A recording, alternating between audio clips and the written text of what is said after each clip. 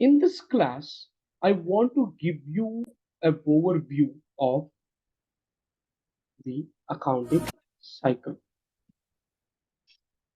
What is accounting cycle? Why do we need accounting cycle? If you remember, in the very first class, we spoke about what is the use of accounting. Why do we record? Why do we identify the transaction? See, accounting, the accounting cycle is a step-by-step procedure which needs to be followed, to prepare a financial statement for the users to make certain decisions and for the owners of a business to understand how their business is doing. So the accounting cycle follows like this. The very first thing is transaction. Transaction should happen for anything to do, for you to make any sort of a decision, any sort of a decision, something should happen, right? A transaction should happen. Once the transaction happens, you will pass the journal entry, which is you'll identify what is your debit and what is your credit.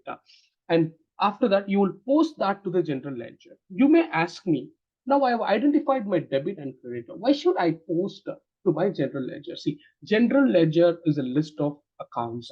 For every transaction that you pass a JE, you for every name that you take in general ledger, you have to create an account in general ledger for that. For example, you have a vendor called Peter. You're doing a lot of business with Peter, like you have thousands of transactions with Peter. Your manager asks the details about that vendor. You cannot go and review all the journal entries that you posted, right? Therefore, that is the reason after we pass the journal entries, we have to transfer it to the general ledger. For example, let's say you purchased asset from Peter.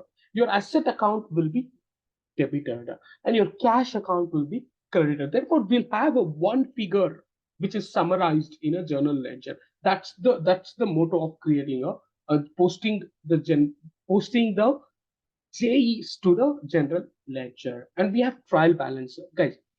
Trial balance is prepared before the financial statement, and the reason is trial balance is very simple. It's just puts your debit and your credit on the left side and the debit on the right side to analyze. It's a check before we do a financial statement. The purpose of this step is to ensure that the total credit balance and total debit balance are equal. This stage can catch a lot of mistake if those numbers do not match up. If we goofed up anywhere in our posting a journal entry or posting that to the ledger account, if we have goofed up anywhere, we can find that in a trial balance. We do something called adjusting entries.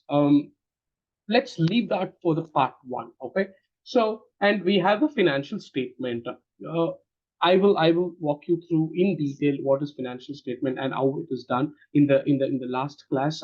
So we first do the transaction should happen, and then we pass a journal entry where we find out what is debit and what is credit, and then we post that to the general ledger. From there, we prepare a trial balance. Before preparing a financial statement, we have an adjustment entry. So after that, finally, we prepare a financial statement. Right?